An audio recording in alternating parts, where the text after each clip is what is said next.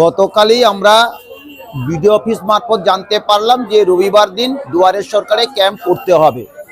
তড়িঘড়ি করে এই আমাদের বাসন্তী ময়দানে 4টি গ্রাম পঞ্চায়েত জুড়ে দুয়ারের সরকার ক্যাম্প চলছে এবং 4টি গ্রাম পঞ্চায়েতই নিজ নিজ এলাকায় প্রত্যেকেই ট্যাবলো বার করেছে। প্রতিটি বুথ ভিত্তিক সাধারণ মানুষকে জানানোর চেষ্টা করছে যে আজ থেকে দুয়ারের সরকার চলছে বাসন্তী ময়দানে। কাকদ্বীপ বিধানসভা 3টে ক্যাম্প হচ্ছে।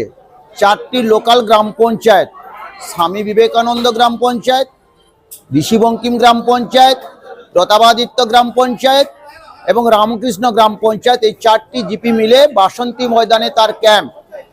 যেটা বললাম যে সকাল সকাল প্রতিটি গ্রাম পঞ্চায়েত তার ট্যাবলো বার করেছে। এছাড়াও আপনাদের মাধ্যমে মানুষ জানতে পেরেছে 10 দিন ধরে এই ক্যাম্প চলবে। 10 দিন, আজ রবিবার, আগামী 26 তারিখ পর্যন্ত এই ক্যাম্প চলবে। যুবসাথীর জন্য যে প্রকল্পের জন্য যেটুকু কাগজ লাগবে, আমাদের একটা ভুল ধারণা ছিল মনে হয় শুধু যুবকরা এই টাকাটি পাবে, মহিলারা পাবে না। কিন্তু আমরা ক্লিয়ার হয়ে গেছি যে যুবক যুবতীরাই এই আবেদন করতে পারেন। বিশেষ করে যে কাগজগুলো লাগবে, মাধ্যমিকের মার্কশিট কিংবা সার্টিফিকেট,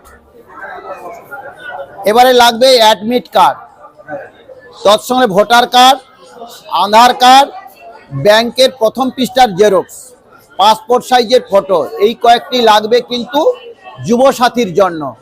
এবারে ভূমিহীন কৃষকদের জন্য একটা যুগান্তকারী সিদ্ধান্ত আমাদের মাননীয় নেত্রী রাজ্যের মুখ্যমন্ত্রী মমতা বন্দ্যোপাধ্যায় নিয়েছেন। যারা ভূমিহীন কৃষক তাদেরও, যারা কৃষক বন্ধু পান না তারাও কিন্তু এখানে এসে ফর্ম ফিল আপ করতে পারবেন। তাদের জন্য যেটা দরকার, ব্যাংকের পাসবইয়ের প্রথম পৃষ্ঠা জেরক্স, আধার কার্ড, ভোটার কার্ড তাদেরকে দিতেই হবে, তারপরে জমা দিতেই হবে আমাদের এখানে। এইভাবে আমরা 10 দিন ধরে ক্যাম্প চালাবো। এছাড়া লক্ষ্মী ভাণ্ডারেও রেজিস্ট্রেশন এখানে চলছে। মানে একটা দুয়ারে সরকারে যা ক্যাম্প হয়, প্রতিটি বিষয়ের উপরে আমরা ক্যাম্প করেছি। সাধারণ মানুষকে আমরা জানাচ্ছি যে 10 দিন ধরে ক্যাম্প হবে, চিন্তার কোনো কারণ নেই। আজকেরই ক্যাম্প শেষ হবে না, আমরা চতুর্দিকে প্রচার করছি, আপনারা এই প্রচারটা করে দিন। আমার নাম দেবকুমার দাস, স্বামী বিবেকানন্দ গ্রাম পঞ্চায়েতের প্রধান।